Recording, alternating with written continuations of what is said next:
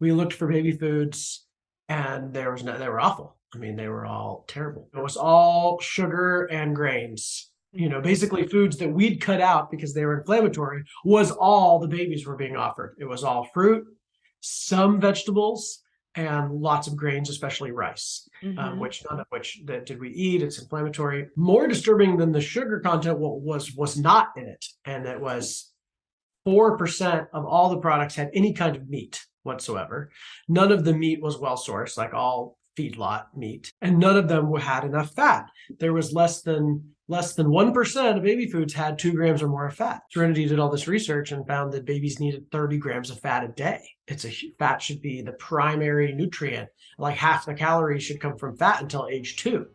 And yet none of the baby foods were offering any kind of fat, let alone good fat. In this next podcast, I interviewed Joe and Serenity, the co-founders of Serenity Foods.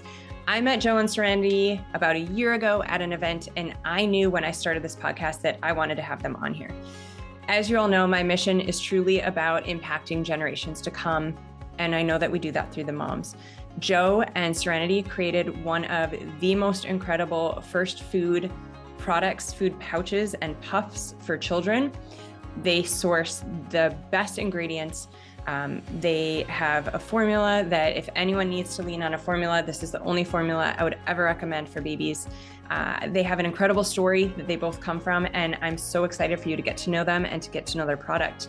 It can absolutely impact children's lives to come. Those first foods, the first things that we put in our kids' bodies are so important. So whether you have a baby or you know someone with a baby, or perhaps someone in your family is thinking about having a baby, this is such an important podcast to please pass along to those that need this message. Thanks. As I was gearing up to start this podcast, I thought of you guys right away, because as you know, those first foods matter. They matter for so many reasons, and I know we're going to get into that.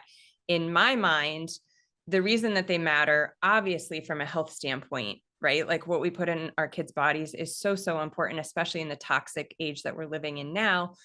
And also, I mean, I had heard this and I really found it to be true with each one of our 3 children. It's like, whatever you start with, once you add in those sugars, those grains, those fillers, the corn, you can't go back. It's like the kids then crave the sweeter food. So I'm so glad, my goal is just really to educate the listeners on, your guys' story, kind of the why behind the product, and then what makes your food different than other pouches. I would love for everyone to walk away and switch out their pouches if they're using them to yours. We would too. Yes. I think your description too around like inspiring moms to, take action from their pain and stuff like that. That's also our story as well. We both are very motivated by our suffering, ultimately we have been. Our former suffering, and also how we live a mission while having kids. I mean, it's a very aligned. Yeah. Well, tell me more about that. Why don't we start with Serenity? What's your why behind this? What was your suffering that brought you to this? For me, I was sick all the time as a kid. I had rounds of antibiotics every couple months. I would take antibiotics multiple times a year, which eventually destroyed my gut health and just garbage food. And so I started taking antacids when I was about 13 years old. And then by the time I was in college, I was taking them on a daily basis. I took them for about 15 years, and it just destroyed my digestive system, which destroys your mental health. Right? Yep. When your gut is not healthy, neither is your brain. And so for me, this mission has all been about the babies. I've got a bunch of babies in my office, because when things get really hard with the job, that's who I look towards, because they're my North Star. Pictures of babies, not actually. And only one of them is mine.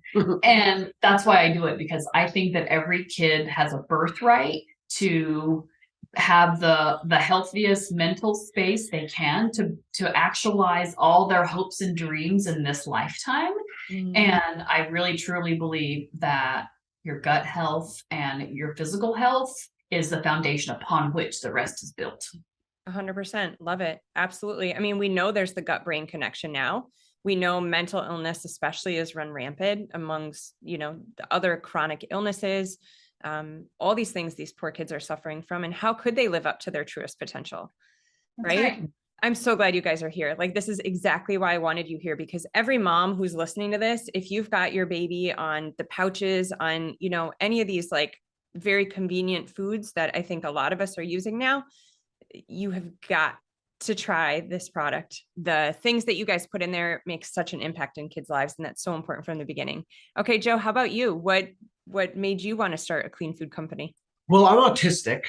I wasn't diagnosed autistic as a child. I was misdiagnosed as ADHD, and that wasn't really accurate. And I think my official diagnosis was just obnoxious. I was obnoxious, really loud, really intense, and a lot of social challenges with that, a lot of physical challenges, a lot of sensitivity to foods, I had constant stomach pain. I was overweight. I actually started my first diet when I was 8 years old, which is like I was calorie counting at 8. So it's really sad. A lot of processed foods. I was a very picky eater. Canned ravioli and nachos was like my primary food groups. And in middle school, this semi-popular girl took me under her wing. I was annoying her one day in English class, and she turned to me and said, "You know what? I'm going to teach you how to be cool." And I was like, "I will do whatever you say." I'm so ready to be cool. And her friend, it worked. Her friends taught me how to be cool. And I learned the most important lesson of my life, which was that I could take feedback and become better, that I could better myself through, I wasn't stuck being any certain way, that I could learn how I impacted people and solicit input and become a better person.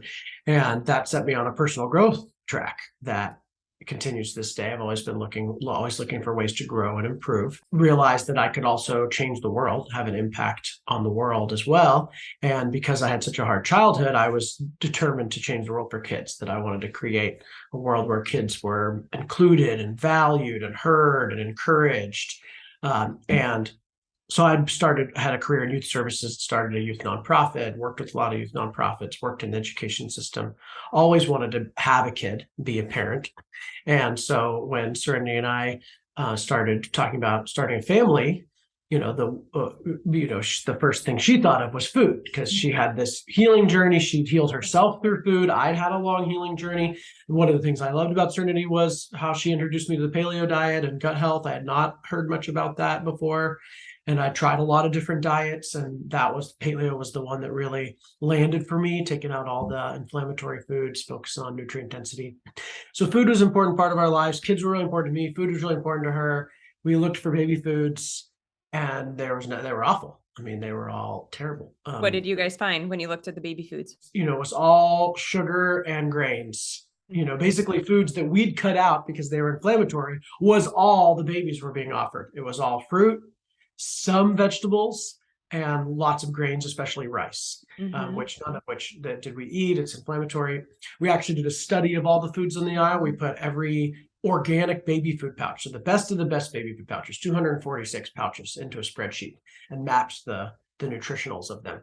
And it was scary. It was like an average of 9 grams of sugar per pouch. Wow. That sounds like a lot to some people. 9 grams, 9 tiny little grams. But if you multiply that by 10, because if you're looking to convert like a 15-pound baby to a 150-pound adult, you add a 0. And then you're eating 90 grams of sugar for breakfast. That sounds like a big number. Yeah. And it's fruit. It's not added sugar, but it's highly processed fruit purees, basically like jam. The body treats it like cane sugar. I mean, the body doesn't know the difference between a gram of sugar from fructose or a gram of sugar from cane sugar, really. And so, that was disturbing. More disturbing than the sugar content was not in it. And it was 4% of all the products had any kind of meat whatsoever. None of the meat was well sourced, like all feedlot meat, and it had very little distribution. It was very hard to find the meat products. They also mixed them with grains or fruit or legumes. So it was like beans, grains, and fruit mixed with meat. So they tasted bad. They still weren't very nutritious, and none of them had enough fat. There was less than 1% of baby foods had 2 grams or more of fat. Wow. And Serenity did all this research and found that babies needed 30 grams of fat a day.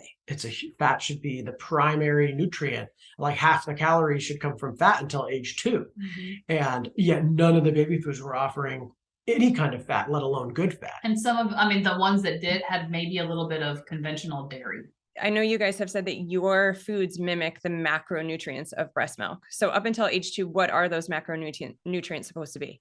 So it's really, I dragged Joe to the milk bank here in Austin because I'm like, let's learn about this. This is how we need to make our. I love like how nerdy you guys are. I love Yeah, it was so fun. the spreadsheet. The spreadsheet. Yeah. So it's about the calories from breast milk are about half fat and about half carbs. Okay. For those little babies before they start eating any complementary foods, that's what they're going for.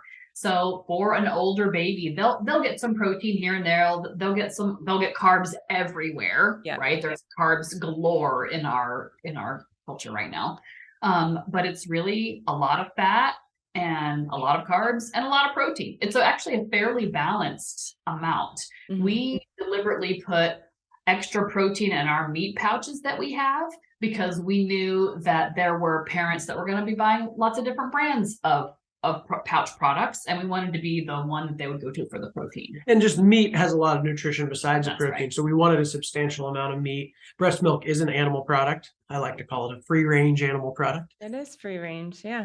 Hopefully. Yeah. So we use, free range meats, right? Yeah. So they're meats that are the most nutritious animals that have lived the most natural lifestyle possible on pasture raised and regenerative farms. Or wild caught salmon. Or wild, where possible.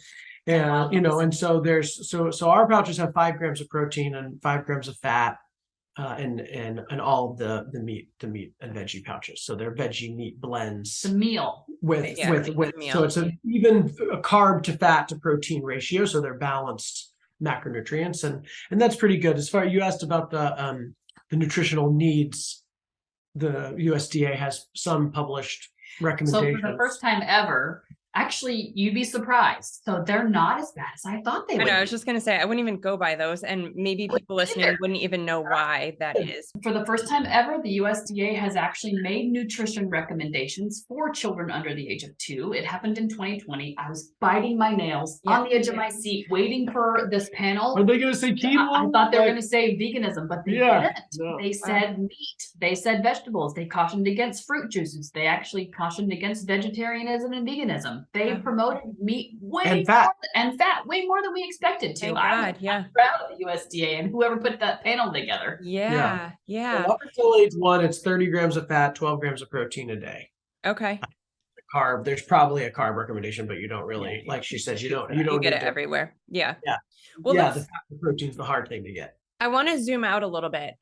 So much stuff there. And so some of my listeners are probably very aware of, these kinds of principles, the high fat, the protein. I think a lot of people might follow Weston Price, which I can understand that you guys clearly align with. Yes, I love that book. So for those of you that don't follow Weston Price, like hands down, that is an incredible way to guide your baby's first foods. A lot of their information is sadly considered controversial, which is very sad. A lot of it, we're not even going to get into this, but comes down to politics and money, and that is what it is.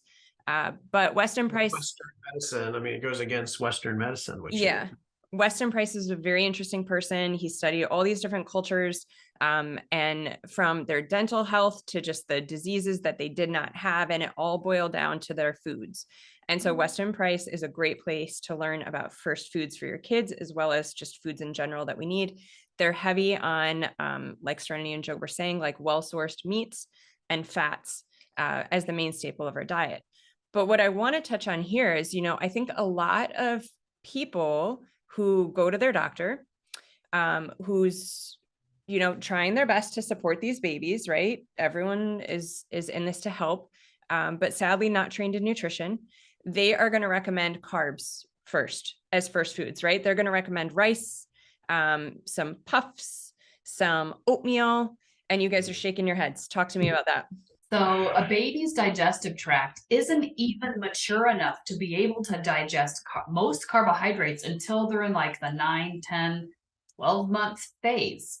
The enzymes that are in their gut are specifically the enzymes that are needed to digest proteins. so amylase and protease, that are really good for meat digestion.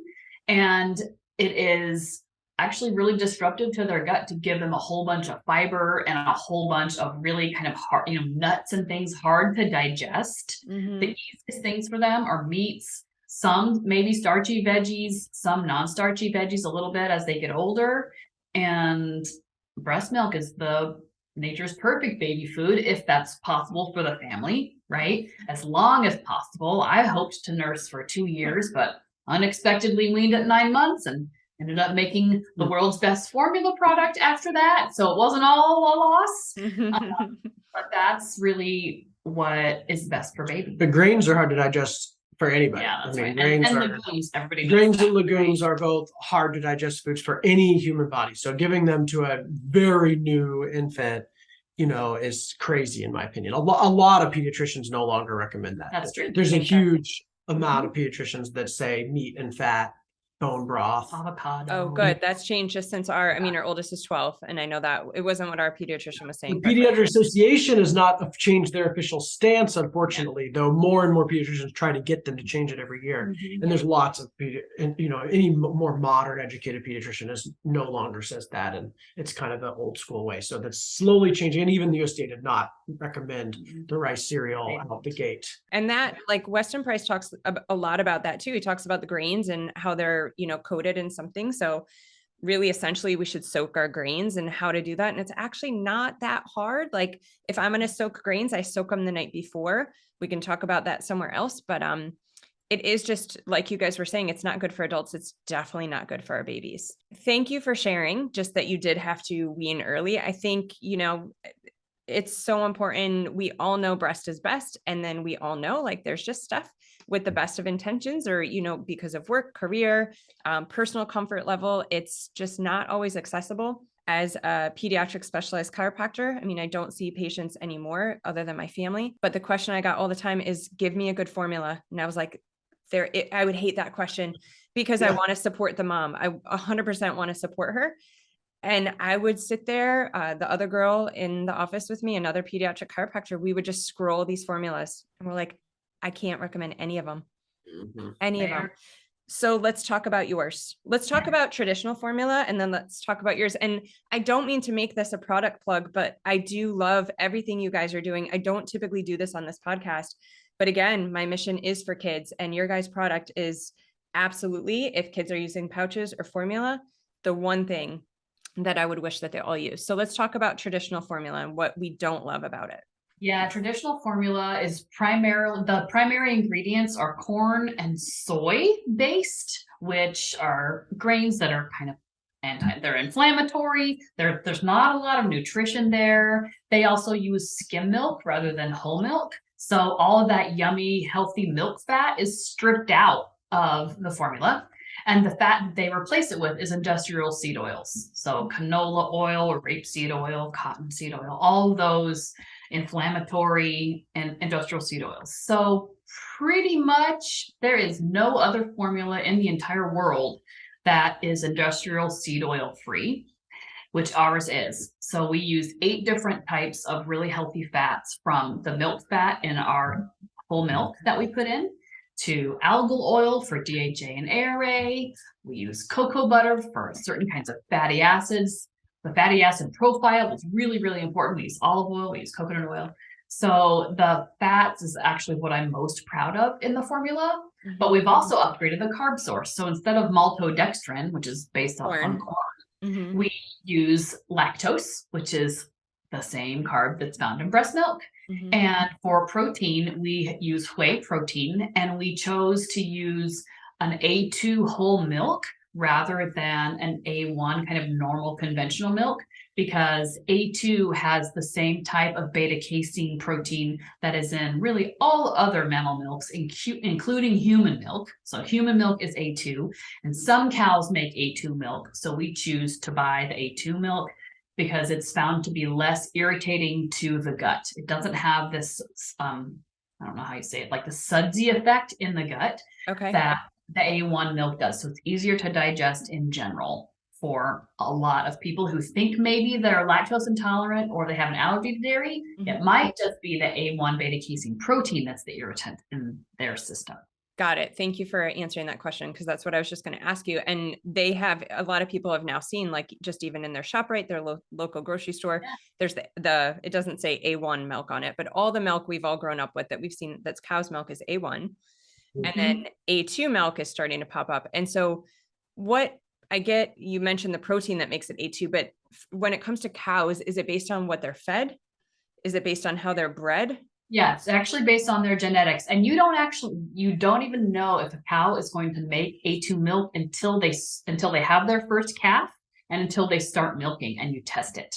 Oh, So wow. you can breed two, A2 cows, or I guess a bull, you don't know if it's A2 because it doesn't make milk. Yeah. So I don't know all those details. Yeah. But it is sometimes, so on the farm where we buy our milk from, which is in I wouldn't say upstate California, like Northern California border. I asked them that exact question. I'm like, how do you know if then they said, you don't know until you test their milk. And so they separate out their herds from a milking perspective between the ones that make some A2 milk, but some A1. And then there's other cows that make 100% or almost 100% A2 milk. What happened, there's a genetic mutation that occurred due to the way we bred dairy cows. Yep. We bred them for quantity of milk rather than quality of milk. So as we crossbred, because originally all mammal milk is A2 by nature. Started out A2, including cows. And over these last hundreds of years, while we bred cattle for milk, we've caused this genetic mutation that reduced the quality of the protein in the milk and became essentially contaminated with this A1 protein that now, Lester is saying, is very hard to get rid of. You have to do a lot of testing and a lot of careful breeding. And there's certain farmers like the Alexander Family Farm where we source that understands this, and they are very careful to try to rebreed for quality, right? Instead of quantity, now they're breeding again for the quality of the A2 protein.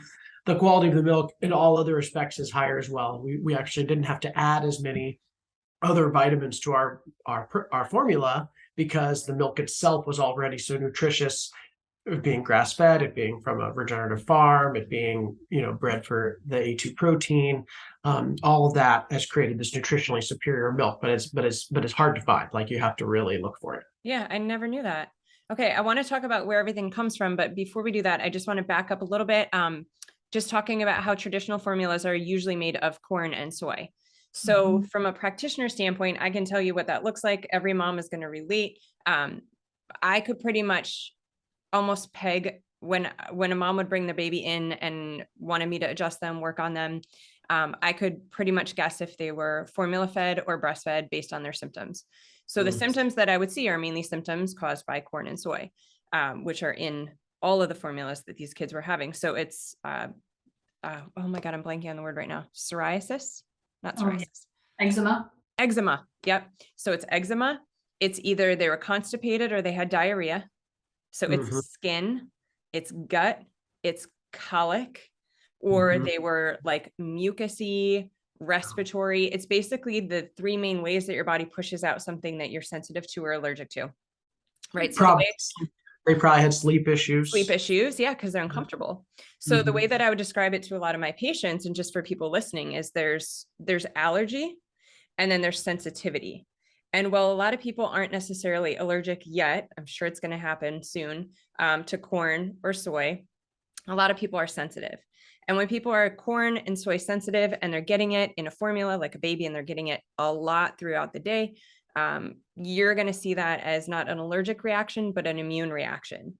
So your body's going to try to push it out either through the skin. So it's going to look like eczema or rashes.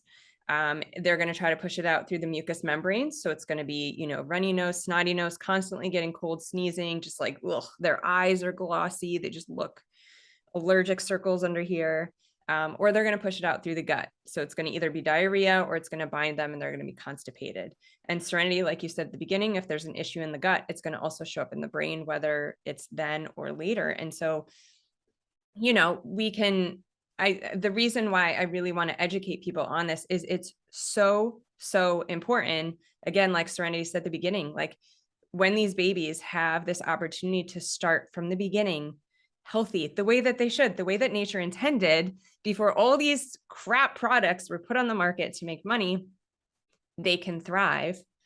And the reverse is unfortunately true, that they can get set up for a life of ear infections, antibiotics, these interventions that are actually going to deplete their health slowly over time. So that's so important. And that's why the corn and the soy, like, look at the back of your formula. If you have one, 9 times out of 10, those are going to be the first 2 ingredients. So I'm so thankful for your formula. Is it for infants? Is it for, like, what ages can have your formula? The formula is classified as a toddler formula because the FDA has really complicated rules around becoming infant formula certified, which we've started the process, but I didn't want to wait to get the product out there for the moms that wanted it. Mm-hmm. So when my daughter weaned at 9 months, I talked to my healthcare provider, I read a bunch of blogs, and I ended up giving her a toddler formula because it was the best one that I found. It was called Sammy's Milk. It was a goat milk formula that used better oils, and it used methylated B vitamins like we do in ours. Mm-hmm. So I ended up taking that chance on my kid, and some moms can choose to do the same thing, but officially it is a toddler formula, which means 12 months and up. That's all we can recommend it for. It was, we mapped to create it. We mimic breast milk as closely as possible. Dr. Sarah Valentine mapped the nutritional profile of breast milk from over 200 scientific papers that she read globally on breast milk. She evaluated dozens and dozens of ingredients, and together, and with some additional scientists, we recreated formula from scratch. Rather than taking existing formulas and making them a little better, we said, well, let's look at breast milk and how do we build it from the ground up. Okay. So it mimics breast milk. It's more like breast milk than any other formula. We are only allowed to recommend it for ages 12 months and up. But nutritionally, it's up to the moms to figure out. You can talk to your. We designed it to be for kids that were 4 to 6 months old, because that's typically when a mom will go back to work and her supply will tank. Yeah. Mm-hmm. And we wanted to make sure that we were making it a healthy option for those moms who would talk to their doctor and make so people can consult their healthcare provider. We have a 1-pager they can bring to their doctor or their health provider to ask them, would this be safe for my baby or not?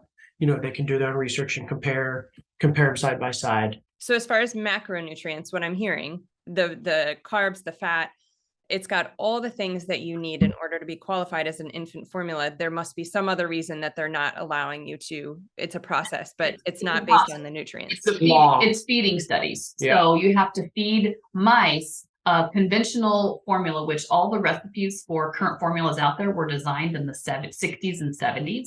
So you feed mice a conventional one that's established, and then you feed it yours. And does it grow at this right rate? And then after that, if it does, then you actually experiment on babies.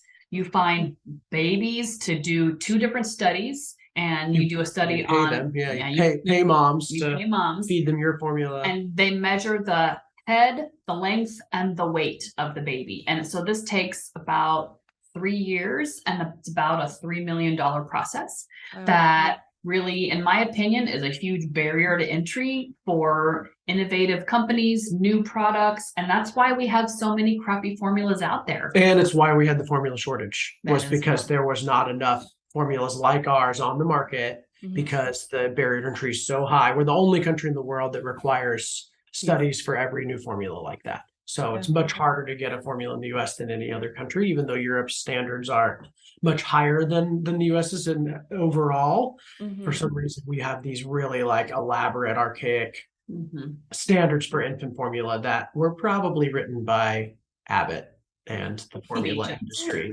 They're created to keep competitors out rather than to, necessarily make better formula.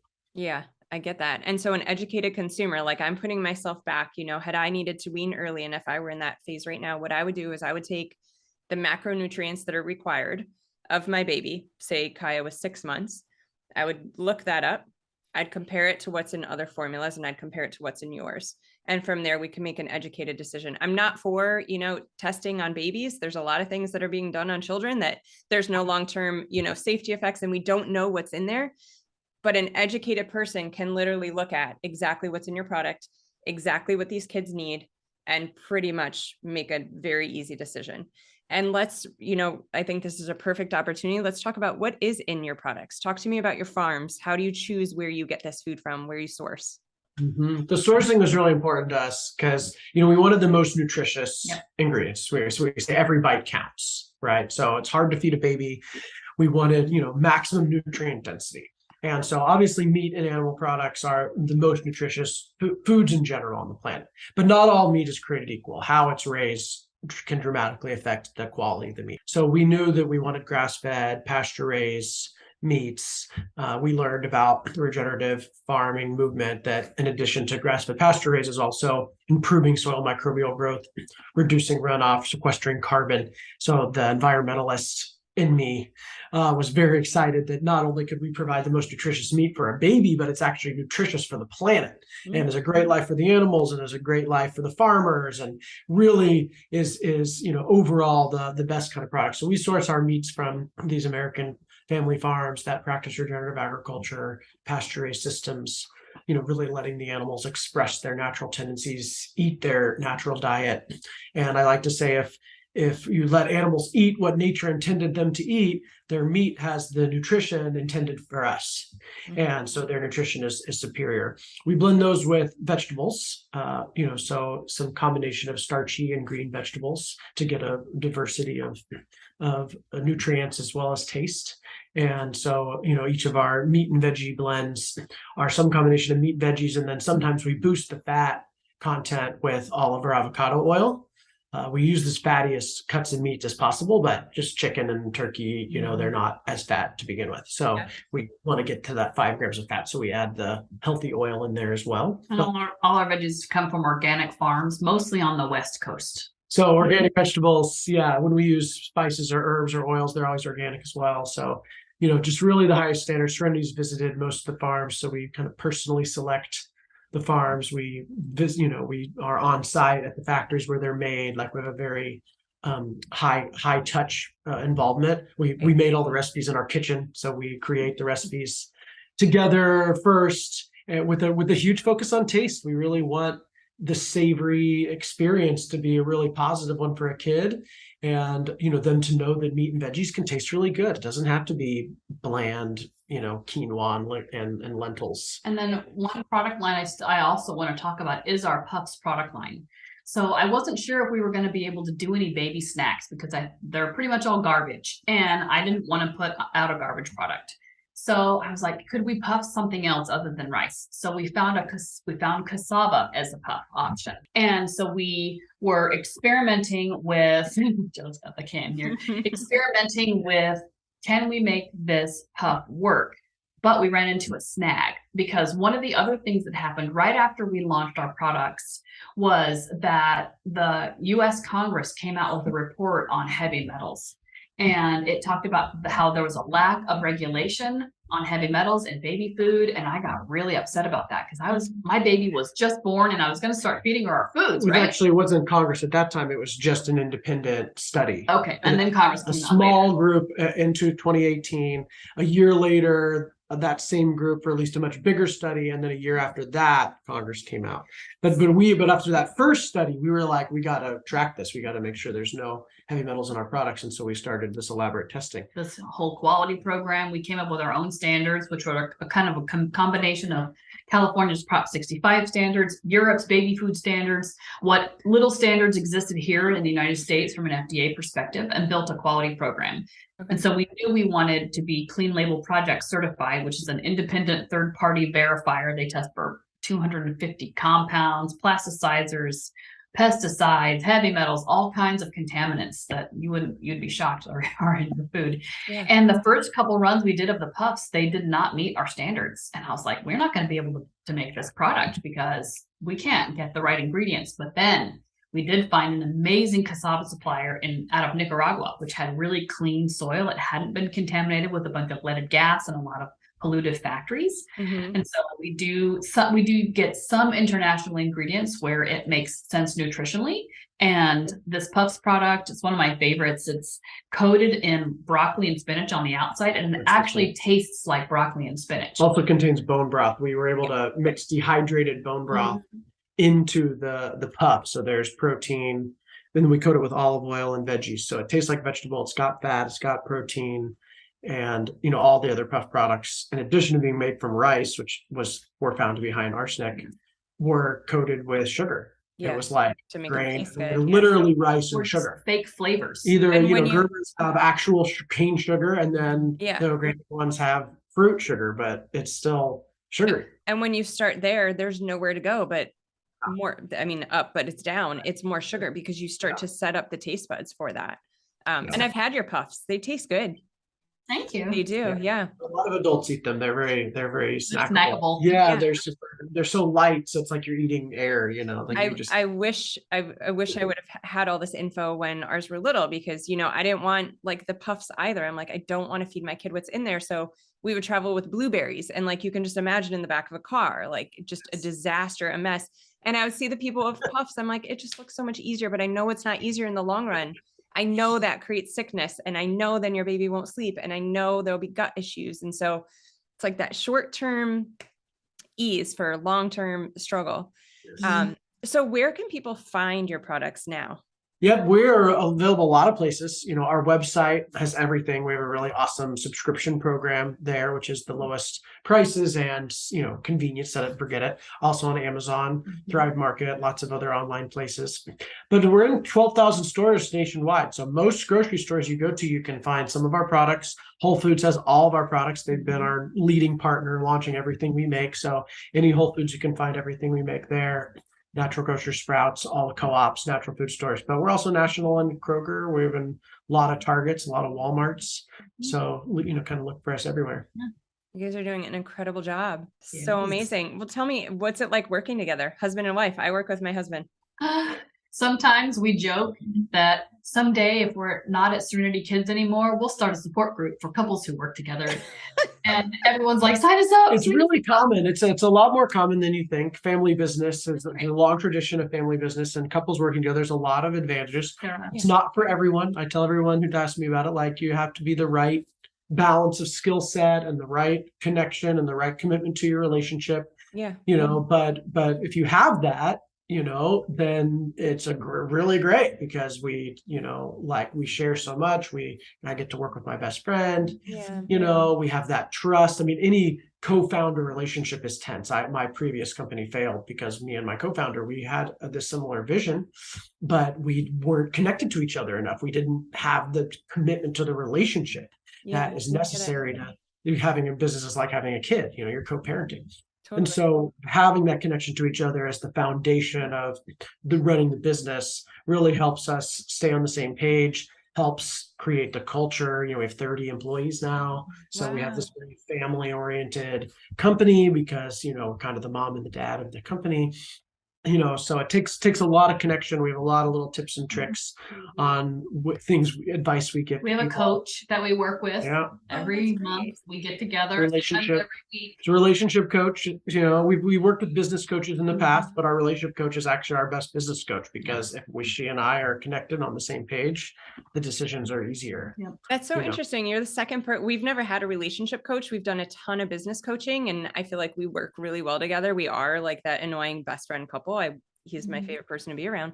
And we respect each other's space too, right? I think that's important, but we've never done the relationship coach thing. I'm so curious. Yeah. So whatever works. We have a lot of little rules. We don't talk about business in bed.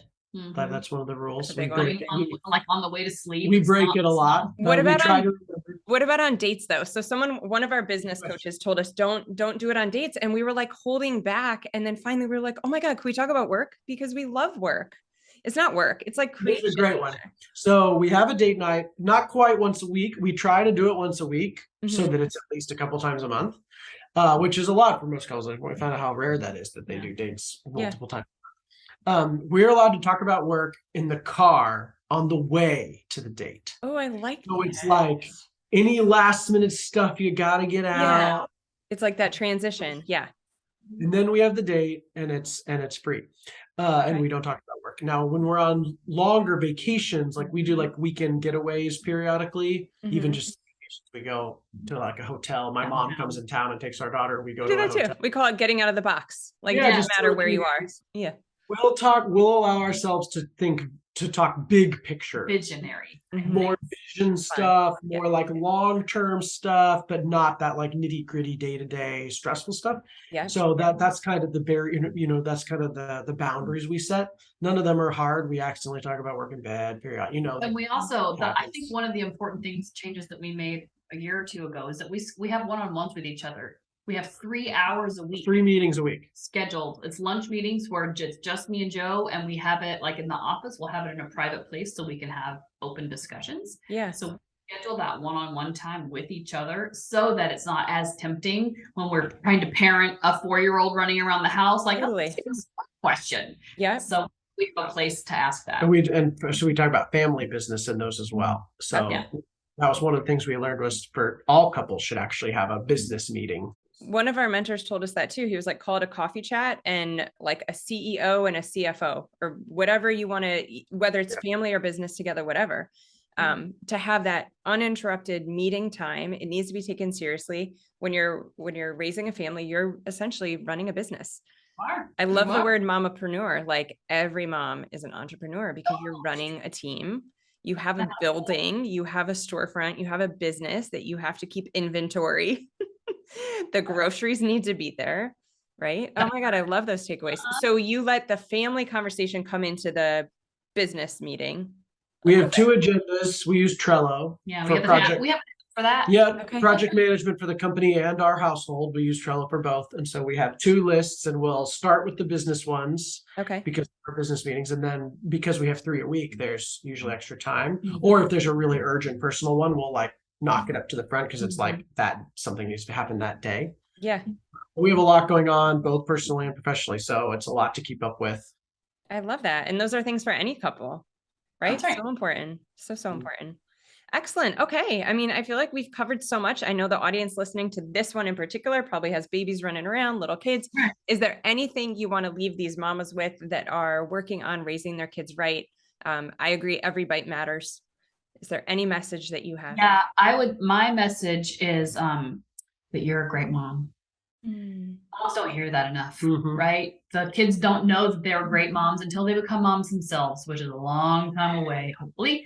So, there's no wrong way to do it. I mean, whatever you do, however good you can be, whatever you're striving for, whatever works for your family, that is exactly what your kid needs. And give yourself a break. Yeah. If you're listening to this podcast, you're already doing it right. You're already a great mom. That's like right. clearly you're educated. Yeah. I think that's what comes back to for me, this personal growth awakening I had as an adolescent is really Serenity and I were in the place to start the company. We're in the place to maintain our relationship, have a child because of the work we've done on ourselves, because of all the attention we put on our self-care, on our self-development, on our growth. Being able to take on scary, challenging things because we know that we have that foundation, and physical health being one of the nothing, it's bottom of the hierarchy of needs, Foundation. It's like, you mean the foundation? It's that foundation of good food, good sleep. I know moms, it's hard.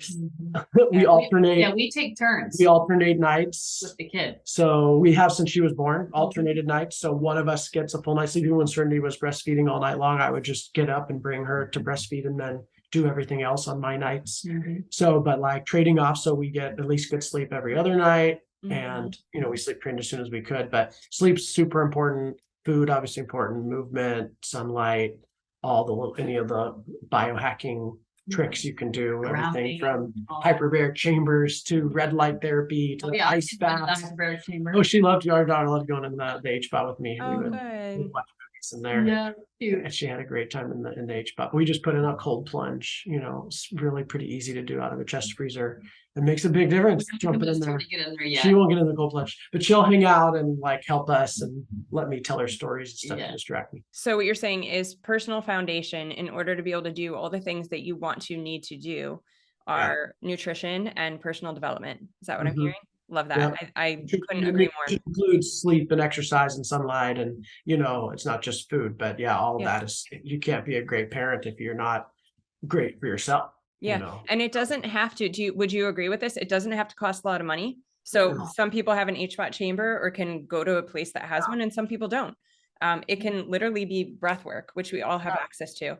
Or the sun. The red light It's could be the from the sun's sun. free. Yeah, Yeah. the sun's free no matter where you live. It might be cold, you Yeah. might need a bundle, but yeah. Right. It's so important. Well, thank you guys. I'm so happy to see you and be with you again. And I hope to get a chance to be with you in the future. And thank you for creating your product. I love that it's basically like you found a need and you filled the need. I think that's so incredible. And I love when people do that from a story. So thank you so much for your time. Yeah, it's so good to see you. Yeah. I'm so thankful for that conversation with Joe and Serenity. I learned so much. I hope that you did too. I really want you to walk away with an understanding of why these foods are so important, why where they come from is so important, as well as the macronutrients that are intended to be in babies' first foods are so vital and crucial to their health for years to come. If you enjoyed that as much as I hope you did, please go ahead and put a like, comment below with any questions. Make sure to subscribe to the channel so that you don't miss any future episodes. And as always, please pass this along to someone who needs this information. Thank you.